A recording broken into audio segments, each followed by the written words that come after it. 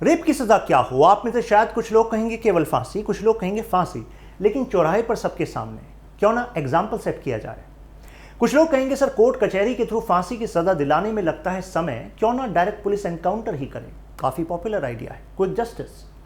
देखिए, पहले दो आर्गुमेंट स्टैंडर्ड लीगल डिबेट का पार्ट रहे हैं, यानी मिडावल हिस्ट्री में भी इनफैक्ट कई जगह पर जनता के सामने सजा देने का प्रचलन था, जिससे जनता में डर और विश्वास दोनों आए। लेकिन जो थर्ड वन है, डायरेक्ट एनकाउंटर, ये काफी डिबेटेबल है।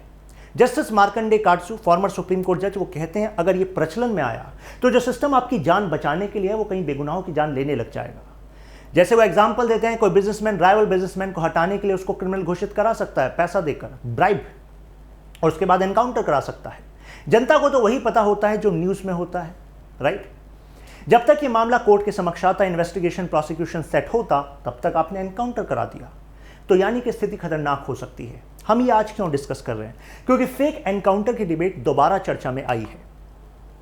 हैदराबाद दिशा रेप का मर्डर केस काफी चर्चा में आया था 2019 में। जनता में आक्रोश था, सरकार पर दबाव था कि जल्दी से जल्दी हमें जस्टिस चाहिए। पुलिस पर दबाव बना, पुलिस ने 4 एक्यूज्ड का एनकाउंटर किया, काफी वाहवाही भी हुई। इसके बाद यह मामला सुप्रीम कोर्ट तक गया, इन्वेस्टिगेशन हुई। जस्टिस सिरपुरकर कमीशन ने अपनी कुछ डिसीजंस अभी दिए हैं, रिकमेंडेशंस दिए हैं। सुप्रीम कोर्ट ने भी डायरेक्शन दी है तेलंगाना हाई कोर्ट को कि इस कमीशन की सलाहों के आधार पर फैसला लीजिए। तो ऐसे में एग्जाम पर्सपेक्टिव से भी हमारे लिए इंपॉर्टेंट है पुलिस रिफॉर्म, और साथ में ये जो एनकाउंटर किए जाते हैं इसमें कौन से कानूनी पहलुओं का पुलिस इस्तेमाल करती है, यानी कि राइट टू प्राइवेट डिफेंस, उस पर भी हम चर्चा करेंगे। शुरुआत डिटेल में करने से पहले आपके लिए एक information, Indian geography by study IQ ये बुक लॉन्च हो चुकी है। Comprehensive coverage in a simple manner, example, maps, pre cum mains question, सब कुछ है इस बुक में। This is my Instagram handle, यहाँ पर वीडियोस से जुड़े अपडेट्स, MCQs आते रहते हैं, आप जुड़ सकते हैं। Justice Sirpurkar commission 3 members commission है। इन्होंने कहा है कि ये पूरा इनकाउंटर स्टेज था, यानी कि जो पुलिस ने कहा था स्नैच किए गए वेपन्स बाय दीज जो कन्विक्ट्स थे, यानी कि फाइनल कन्विक्शन तो नहीं हुआ था, यानी कि जो एक्यूज थे, और साथ में उन्होंने भागने की कोशिश करी, पुलिस पर अटेम्प्ट किया, मींस हमला किया। तो उन्होंने कहा कि ये सारी बेबुनियाद बातें हैं, हमने अपनी इन्वेस्टिगेशन में पाया है। तो ऐसे में उन्होंने सलाह दी है, सबसे पहले तो कहीं भी अगर FIR रजिस्टर करने की बात हो, त्वरित FIR रजिस्टर होनी चाहिए। साथ में जब भी किसी एक्यूज्ड को आप गिरफ्तार करें तो कैमरा आपके पास होना चाहिए, there should be body cameras. और इवन जो इन्वेस्टिगेटर्स हैं उनके पास भी कैमरा होना चाहिए कि इन्वेस्टिगेशन प्रोसेस की भी वीडियोग्राफी होनी चाहिए। उनका कहना है कि मर्डर चार्जेस अब इन 10 पुलिस वालों पर लगेंगे और इसी के हिसाब से आगे प्रोसेस बढ़ेगा। साथ में इनका कहना है कि जब भी कोई केस चल रहा हो, अंडर इन्वेस्टिगेशन हो, तो उसके बारे में पुलिस प्रेस कॉन्फ्रेंस ना करे, अंडर इन्वेस्टिगेशन हो। लेकिन हाँ, वो प्रेस नोट जारी कर सकती है बीच बीच में, लेकिन जो इन्वेस्टिगेशन के दौरान आपको जानकारियां हासिल हुई हैं केस के बारे में, वो मीडिया के सामने ना रखें, क्योंकि इससे मीडिया ट्रायल्स होने लगता है। मीडिया खुद ही माहौल बना देता है कि कौन एक्यूज्ड है कौन नहीं। कई बार कई बेगुनाहों को एक्यूज्ड घोषित कर दिया जाता है मीडिया में, और बाद में जब फर्दर इन्वेस्टिगेशन होती है पता लगता है कि वो एक्चुअल में रियल कन्विक्ट नहीं था, असली स्टोरी कुछ और थी। कई बार पता लगता है पुलिस ने ही किसी पावरफुल व्यक्ति को बचाने के लिए दूसरे व्यक्ति को एक्यूज घोषित किया था। तो ऐसे में अगर कोई फॉल्स टेस्टिमोनी देता है, यानी कि गलत कहता है कि नहीं मैं गवाह हूं, तो ऐसे में उसके खिलाफ भी सख्त कार्रवाई होनी चाहिए। सुप्रीम कोर्ट ने तेलंगाना कोर्ट को डायरेक्शन दिए कि भाई इनके सलाहों के हिसाब से अब आप एक्शन लीजिए। अब देखिए, पुलिस एट्रोसिटीज से जुड़े कुछ प्रोविजंस एक स्टैंडर्ड प्रैक्टिस बन गई है। ये कहा जाता है कि कई ब्यूरोक्रेट्स, कई पॉलिटिशियंस ऐसे एक्शंस को जस्टिफाई करते हैं और जनता को ये एक्शंस लुभावने लगते हैं, राइट, क्योंकि किसको नहीं चाहिए न्याय। और स्पेशली भारत जैसे देश में जहां पर तारीख पर तारीख जनता परेशान है, पैसा नहीं है इतना आम आदमी के पास, ना ही इतना समय है, तो ऐसे में ये एक आशा की किरण की तरह लगता है। लेकिन ऐसे में ये अनऑफिशियल पॉलिसी तो बन गई है स्टेट की, लेकिन एक्स्ट्रा जुडिशियल किलिंग्स ये डिटरमेंटल भी हैं। अब यहाँ पर पुलिस 2 तरीके से वायलेंस का भाग होती है। पहला, या तो पुलिस खुद ही वायलेंस कर रही हो, एक्स्ट्रा जुडिशियल, यानी कि कानून सम्मत नहीं, या पुलिस अगर वहाँ वायलेंस हो रही है तो पुलिस म्यूट है, जैसे कि मॉब लिंचिंग, तो पुलिस देख रही है कि कोई व्यक्ति को मारा जा रहा है तो पुलिस साथ में बस खड़ी है। तो ऐसे में 2014 में ये आर्टिकल आया और उसमें कहा कि 3rd डिग्री टॉर्चर जो है वो नॉर्मल बन गया है और कई बार वो बेगुनाहों पर हो जाता है। देखिए, मुद्दा ये है कि बेगुनाहों पर होना बहुत गलत है, राइट। और ये समझ लीजिए कि हमारा देश एक मशीनरी है, राइट। और मशीनरी में हर एक पुर्जा दूसरी पुर्जा से जुड़े होता है। मान लीजिए आपकी गाड़ी है, ठीक है, आपकी गाड़ी में जो ब्रेक है, गियर है, एक्सेलेटर है, हर एक पार्ट का एक काम है, राइट। अगर आपकी गाड़ी का कोई पार्ट रेंडमली काम करने लग जाए अपनी मर्जी से, तो आपको लगता है कि आपकी राइड सेफ होगी? नहीं ना। ब्रेक जिस टाइम पर आप लगाएं, ब्रेक लगना चाहिए। आपके जो इंजन है गाड़ी के, उसके जो पिस्टन्स हैं वो वैसे ही वर्क करने चाहिए जैसे वर्क करते हैं। अगर वो रेंडमली अपनी मर्जी से कभी भी कुछ भी करने लग जाएंगे तो एक्सीडेंट होगा। सेम इसी तरीके से देश के लिए है। तो यानी कि कानून व्यवस्था और जो जितनी मशीनरी है, यानी कि जितने विभाग हैं, वो उन पुर्जों की तरह हैं। तो हर किसी को वैसे काम करना चाहिए जैसे कि कानून में है, तब जाके एफिशिएंट सिस्टम बनेगा। और जहां पता लगे कि हाँ ये पुर्जा जो है फास्ट काम नहीं कर रहा, तो वहां ग्रीसिंग की जरूरत है, वहां रिफॉर्म की जरूरत है। जैसे कि हम जुडिशियल रिफॉर्म्स की बात करते हैं, एक्स्ट्रा जुडिशियल किलिंग्स को जस्टिफाई जो किया जाता है वो 3 कानूनी बिनाहों पर किया जाता है। पहला, सबसे पहले तो समझ लीजिए राइट टू प्राइवेट डिफेंस क्या है। हमारे इंडियन पिनल कोड में सेक्शन 96 से लेके 106 तक इसके बारे में बात की गई है। एक फेमस ब्रिटिश स्कॉलर हुए मिस्टर बेंथम, उन्होंने कहा कि सरकार का मुख्य काम है जनता की लाइफ को, लिबर्टी को और प्रॉपर्टी को बचाना। लेकिन हमें यह भी पता है हर जगह तो पुलिस आपके और हमारे साथ मौजूद नहीं हो सकती। कभी मान लीजिए पुलिस नहीं है और कोई हमारी जान के पीछे पड़ा है, in someone is going to harm us, तो उस समय हम क्या करें? तो उस समय कानून में हमें ये राइट टू प्राइवेट डिफेंस दिया गया है कि भाई आप अपने सेल्फ डिफेंस में अटैक कर सकते हैं। तो उसी से जुड़े कानून का पुलिस भी एनकाउंटर्स में प्रयोग करती है। इसी वजह से पुलिस कहती है कि इसने हम पर हमला करने की कोशिश की थी, हमने तो सेल्फ डिफेंस में मारा है, राइट। तो सेक्शन 96 कहता है अगर आपका कोई एक्शन प्राइवेट डिफेंस में है तो ऑफेंस नहीं माना जाएगा। इसके बाद जो सेक्शन 100 है वो बताता है कि अगर आपकी बॉडी पर कोई ऐसा अटेम्प्ट होने वाला है जिससे कि मतलब सीवियर हार्म हो सकता है, तो उसी केस में आपका जो अटेम्प्ट है दूसरे पर वो मर्डर के तौर पर जस्टिफाई किया जा सकता है। मतलब क्या हुआ भाई, मान लीजिए अगर आपका कोई पर्स लेकर भाग रहा है, राइट, तो ऐसे में अब आप ये मत सोचना ओ शशांक सर का लेक्चर याद आ गया, right to private defence, okay private defence shoot. नहीं, अरे वो पर्स लेकर भाग रहा था, आपने उसकी जान ले ली। कानून ये नहीं कहता। वहां पर सेक्शन 100 ये कहता है भाई दूसरे का जो एग्रेशन है उससे आपकी जान पर खतरा होना चाहिए, राइट। तब जाकर अगर आप मर्डर करेंगे तो मर्डर होगा। हालांकि अगर आपका कोई पर्स लेकर भाग रहा है तो अपनी प्रॉपर्टी को बचाने के लिए सेल्फ डिफेंस में आप एक्शन ले सकते हैं, उसको चोट भी पहुंचा सकते हैं, लेकिन मर्डर मत करना, क्योंकि वो कानून सम्मत नहीं है। आपको प्रूफ करना पड़ेगा कि मर्डर होने वाला था। जैसे मान लीजिए आप गाड़ी में जा रहे थे, अब किसी ने गाड़ी रोक लिया आपकी हाईवे पर और उसने गन लगा दी कि जरा गाड़ी मुझे दे दो, तो गाड़ी मांग रहा है लेकिन गन से आपकी जान को खतरा है, तो आपके पास गन है, आपने पीछे से शूट कर दिया, जेम्स बॉन्ड बन रहे हैं आप, तो वो एक्चुअली कानून सम्मत माना जाएगा, क्योंकि उस केस में आपकी प्रॉपर्टी हैम्पर थी लेकिन आपकी जान पर डायरेक्ट थ्रेट था। क्लियर है बात। दूसरा राइट टू प्राइवेट डिफेंस ये भी कहता है कि भाई आप ओरिजिनल एग्रेसर नहीं होने चाहिए। ऐसा नहीं होना चाहिए कि आप दूसरे से पंगा ले रहे हैं और अब दूसरा जब आप पर अटैक करने लगे अब आपको याद है वो right to private defence shoot, ऐसा नहीं आप करेंगे। क्लियर है बात। तो एक्सेप्शन 3 सेक्शन 300। और अब इसमें एक और चीज मैं आपको बताना चाहता हूं, सेक्शन 99 ये कहता है कि भाई आप जो राइट टू प्राइवेट डिफेंस है ना, ये पब्लिक अथॉरिटीज के सामने मत दिखाना। यानी कि कल को अगर पुलिस वाले आए आपके घर, कहें भाई आप पर एलिगेशन लगा है, हम आपको उठाकर ले जाना चाहते हैं, आपको लग रहा है पुलिस आपको गन दिखा रही है, तो आपको लग रहा है यार ये आपको मार देंगे, तो आपने कहा मैं तो राइट टू प्राइवेट डिफेंस जानता हूं और आपने हमला कर दिया, वो नहीं आप कर सकते, राइट। साथ में पब्लिक अथॉरिटी द्वारा कोई अपॉइंटेड व्यक्ति जो किसी काम के लिए आपके पास आया है, तो ऐसे में उस पर भी नहीं आप अटैक कर सकते, यानी कि पब्लिक अथॉरिटी के खिलाफ नहीं कर सकते, क्योंकि माना जाता है ना पब्लिक अथॉरिटी तो आपकी सेफ्टी सिक्योरिटी के लिए है, राइट। अब देखिए यहां पर एक्सेप्शन सेक्शन 300, यानी कि exceeds his power of the, अगर मान लीजिए फॉर एग्जांपल पुलिसमैन है, अगर वो ऐसा एक्शन ले रहा है जिससे कि दूसरे की जान जा रही है, तो ऐसे में यह बात ध्यान होनी चाहिए कि उसके मन में कोई इल ट्रीटमेंट नहीं है दूसरे के प्रति, वो केवल इस वजह से ऐसा कर रहा है, अपनी पावर को एक्सीड कर रहा है क्योंकि उसे जस्टिस देना है, राइट। लेकिन उसका कोई अल्टीरियर मोटिव नहीं होना चाहिए। इस वजह से ये एक्सेप्शन है सेक्शन 300 के थ्रू, आईपीसी के थ्रू, इसका भी इस्तेमाल हमारी पुलिस करती है कोर्ट में।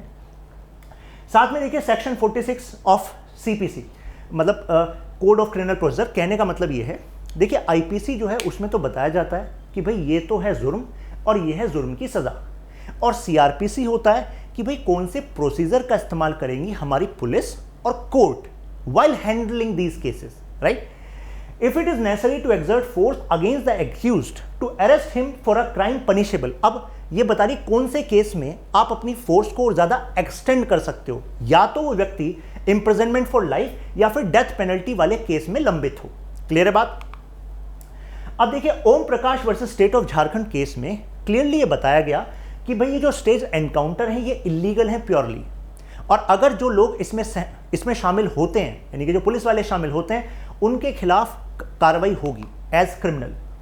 PUCL versus state of Maharashtra में फिर यही बात दोहराई गई, कहा गया कि भाई ये एक्स्ट्रा जुडिशियल किलिंग्स जो हैं वो इलीगल हैं, और साथ में पुलिस जो हमारा सिस्टम है उसका बेसिकली क्रेडिबिलिटी को हैम्पर करती हैं, लोगों का विश्वास उसमें कम होता है, और स्टेट के लिए बहुत महत्वपूर्ण है, मीन्स गवर्नमेंट के लिए बड़े महत्वपूर्ण है कि लोगों का विश्वास कानून में और इन ऑर्गेनाइजेशंस में रहे।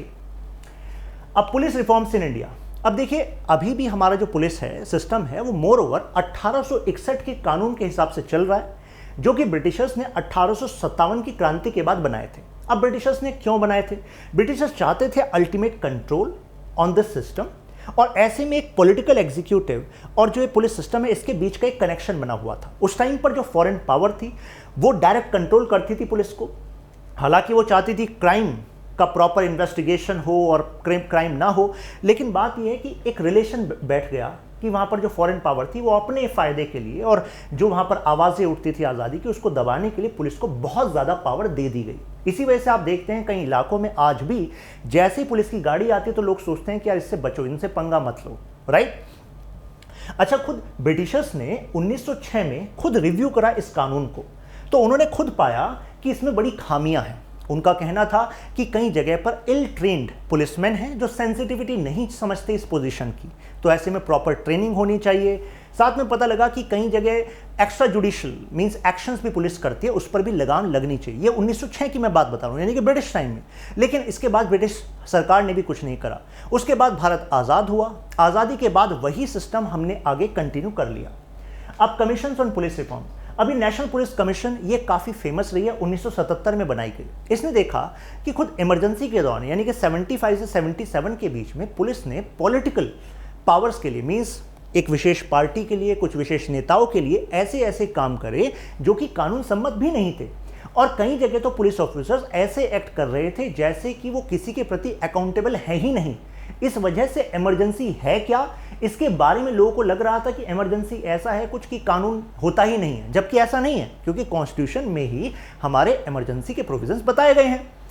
तो इन्होंने कहा कि बड़े स्तर पर रिफॉर्म की जरूरत है। साथ में इन्होंने कहा कि देखिए जुडिशियल रिफॉर्म्स तो बाद की बात है। इन्होंने कहा कि जो जुडिशियल इंक्वायरी है वो हर किसी रेप में, जो भी कस्टोडियल रेप होगा, डेथ होगा, हर्ट होगा, हर केस में जुडिशियल इंक्वायरी होनी चाहिए। जुडिशियल इंक्वायरी का मतलब है कि ऐसा नहीं होना चाहिए कि आप पर आरोप लगा किसी पुलिसमैन पर कि आपने ये रेप किया है कस्टडी में, इसका मतलब ये नहीं कि पुलिस डिपार्टमेंट ही उस पर जांच कर रहा है, उसका जांच जुडिशरी करे जिससे कि इंडिपेंडेंस बनी रहे। साथ में इन्होंने कहा कि जो पुलिस है उसको लॉ के हिसाब से ही इस्तेमाल किया जाए, यानी कि पॉलिटिकल एग्जीक्यूटिव्स लॉ के बियॉन्ड अपने विशेष कामों के लिए पुलिस का इस्तेमाल ना करें। Reduce this third degree punishment जो कि पुलिस में यूज किया जाता है। इसके अलावा इन्होंने कहा कि ग्रीवियंस रिड्रेसल सिस्टम होना चाहिए विद इन पुलिस, यानी कि जहां लोग खुद पुलिस ऑफिसर्स के खिलाफ शिकायत करें और एक इंडिपेंडेंस तरीके से उस पर जांच हो। बहुत ही अच्छे विचार आ रहे हैं। साथ में कहा गया कि एक स्टेट सिक्योरिटी कमीशन होनी चाहिए पुलिस में, एसएससी स्टेट सिक्योरिटी कमीशन। हम इसके बारे में आगे भी बात करेंगे क्योंकि सुप्रीम कोर्ट ने भी अपने डायरेक्टिव्स में इसके बारे में बात की थी, जहां पे जो डायरेक्ट आप जिन पॉइंट्स को अपने आंसर में यूज कर सकते हैं पुलिस रिफॉर्म्स पर जब भी बात हो। अब ये एसएससी क्या बनेगी? उन्होंने कहा कि एक अलग से अथॉरिटी है जो रेगुलर रिव्यू करे कि किस तरीके से हमारी स्टेट में पुलिस काम कर रही है, क्योंकि देखिए हमारे कॉन्स्टिट्यूशन का जो शेड्यूल 7 है जिसमें कि union list, state list, concurrent list है, उसके तहत जो पुलिस महकमा है, डिपार्टमेंट है, वो राज्य सरकार के अंतर्गत आता है, राइट। साथ में पुलिस चीफ जो हो, यानी कि जैसे डीजीपी होते हैं स्टेट में, यानी कि टॉप मोस्ट पुलिस ऑफिसर, उसका एक फिक्स टेनर हो, जैसे कि बाद में सुप्रीम कोर्ट ने कहा 2 साल, इन्होंने कहा था कि फिक्स टेनर हो, क्योंकि एटलीस्ट अगर कोई वो रिफॉर्म लाना चाह रहा है अपने प्रदेश की पुलिस में तो उसको रिफॉर्म लाने के लिए टाइम तो लगेगा ना। रिबेरो कमेटी इसके बाद बनाई गई, ये सुप्रीम कोर्ट ने बनाई थी। सुप्रीम कोर्ट ने कहा कि भाई जो इससे पहले एनपीसी बनी, इसने जो सलाह दी वो कितने अब कितने मतलब प्रैक्टिकल हैं, जरा इसके बारे में हमें बता दीजिए। तो रिबेरो ने कहा कि मेजरली वो सलाहें प्रैक्टिकल हैं, आप उनको इंप्लीमेंट तो कराइए। मेजरली वो इंप्लीमेंट ही नहीं हो पाई।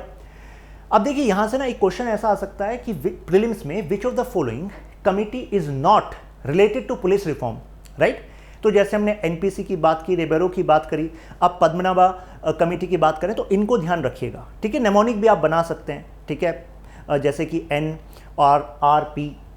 अब इसने 2000 में अपनी रिपोर्ट सबमिट करी। इनका कहना था कि देखिए there should be performance based postings in police. कई बार क्या होता है, मोस्ट ऑफ द टाइम यही होता है कि कोई विशेष आइडियोलॉजी या विशेष पार्टी से इंक्लाइंड पुलिस ऑफिसर्स को ही विशेष पोस्टिंग्स मिलती हैं, इस वजह से वो बेसिकली पॉलिटिकल एग्जीक्यूटिव के हिसाब से काम करने लगते हैं। फिर इसके बाद मलीमत कमेटी आई। मलीमत कमेटी ने तो क्रिमिनल जस्टिस सिस्टम को ही रिफॉर्म करने की बात की। इन्होंने कहा कि हमारा जो सीआरपीसी है, इंडियन एविडेंस एक्ट है, इसमें बड़े बदलाव होने चाहिए। इनका कहना था कि भाई पुलिस का काम है एक तो लॉ एंड ऑर्डर को संभालना, एक है इन्वेस्टिगेशन करना। ये भी सलाहें आई कि क्यों ना पुलिस में जो लॉ एंड ऑर्डर को संभालने के लिए पुलिस है, यानी कि बाहर, वो अलग हो, और साथ में जो इन्वेस्टिगेशन करेगी केसेस पर वो अलग है, क्योंकि उसके लिए विशेष एक्सपर्टीज की जरूरत है, कानून की जरूरत है, कानून की विशेष जानकारी भी हो, और साथ में जो एविडेंसेस है उनको कैसे संभालना है उसमें भी उनका खासा ज्ञान होना चाहिए, ट्रेनिंग होनी चाहिए। अब इनकी जो रिकमेंडेशंस थी वो इतनी ज़्यादा वृहद थी, इतनी ज़्यादा एक्सपेंसिव थी कि मतलब काफ़ी you can say far reaching changes लाने वाली थी, कि इस पर काफ़ी ज़्यादा कुछ बात हुई नहीं। लेकिन ध्यान रखिएगा, क्रिमिनल जस्टिस सिस्टम पर अब तक आज़ादी के बाद सबसे बड़े बदलाव करने के लिए जो सलाह देने वाली कमेटी थी वो मलीमत कमेटी थी।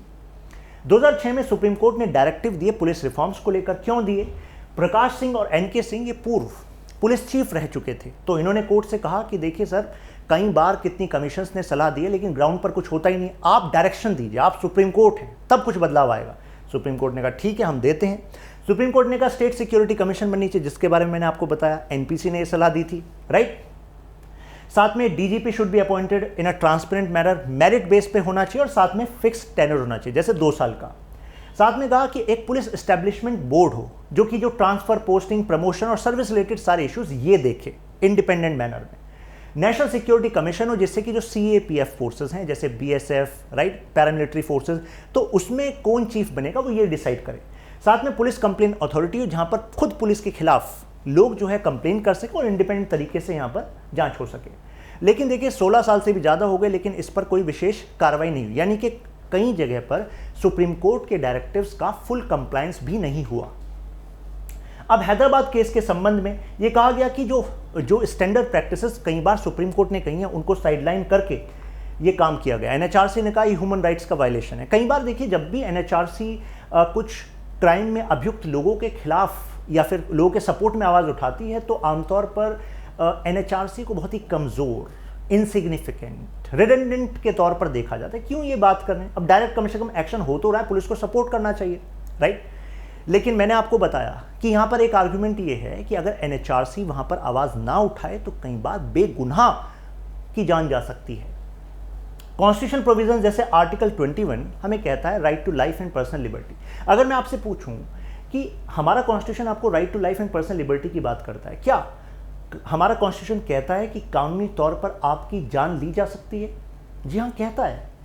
वो कहता है कानूनी तौर पे ली जा सकती है, यानी कि प्रोसीजर एस्टेब्लिश्ड बाय लॉ के तहत ली जा सकती है। जैसे कोई मान लीजिए एक्यूज्ड है और पता लगा कि हाँ यही कन्विक्ट, मतलब फाइनली यही वो व्यक्ति है जिसने क्राइम किया, हीनियस क्राइम किया। अब कोर्ट ने कहा फांसी, तो जो अब उसको फांसी की सज़ा दी जा रही है वो कैसे दी जा रही है? By process established by law. तो कानून के तौर पर जान ली जा सकती है, सरकार ले सकती है, राइट। लेकिन बिना कानून की प्रक्रिया के फॉलो करे आपने एनकाउंटर कर दिया, वो गलत है। क्लियर है बात? आर्टिकल 22 और साथ में सेक्शन 303 वो ये कहता है सीआरपीसी का कि भाई जब भी आप किसी को अरेस्ट करें तो उसको लीगल काउंसिल का एक राइट है, यानी कि उसको एडवोकेट मिलने का राइट है। अब इस वाले केस में जो हैदराबाद एनकाउंटर केस है, इसमें कहा जा रहा है कि उसको उन जो लोग थे उनको एडवोकेट भी मुहैया नहीं कराया गया था। So by engaging in such act police effectively take away the right to fair trial. Fair trial का जैसे आपने सुना होगा, इवन अजमल कसाब के केस में फेयर ट्रायल दिया गया था, यानी कि उसको वकील मुहैया कराया था, और इस पर काफ़ी आवाज़ उठी थी कि हम ये क्या कर रहे हैं, राइट। लेकिन वो ज़रूरी क्यों था? जिससे कि हम दुनिया के सामने दिखा सकें कि देखिए हम तो कानून के हिसाब से चल रहे हैं, इवन जो इंटरनेशनल कन्वेंशन है ह्यूमन राइट्स हम उसके हिसाब से चल रहे हैं, और हमारे सामने कई प्रूफ है कि इसमें पाकिस्तान इन्वॉल्व था। तो फेयर ट्रायल के साथ होता क्या है कि कई सारे जो पहलू होते हैं उस क्राइम के जो छुपे हुए हैं वो बाहर आ जाते हैं। तो फेयर ट्रायल के दौरान हो सकता है कि कोई बहुत ही पावरफुल लोग किसी क्राइम के पीछे हों, राइट, वो सामने आ जाएंगे। अगर आपने एनकाउंटर कर दिया तो आपने तो केस क्लोज कर दिया, तो जो सोर्स थे उस क्राइम का वो तो बचे रहे, वो आगे फिर क्राइम करेंगे क्योंकि उनको पता है अरे यार पुलिस को पैसा देंगे हम एनकाउंटर करा देंगे, राइट। तो इस वजह से फेयर ट्रायल का एक स्ट्रॉन्ग आर्गुमेंट होता है। आई थिंक अब ये इशू आपको क्लियर हुआ होगा। अब जरा ये क्वेश्चन देखिए, पुलिस नीड्स पुलिसिंग, यानी कि खुद पुलिस एक्शंस पर भी पुलिसिंग की जरूरत है। In the light of this statement discuss the kind of police reforms which are pending from long time. तो जिन रिफॉर्म्स की हमने बात की वो आसानी से आप इसमें डिस्कस कर सकते हैं। चलिए फिर मिलते हैं नेक्स्ट वीडियो में, तब तक के लिए कीप लर्निंग कीप ग्रोइंग।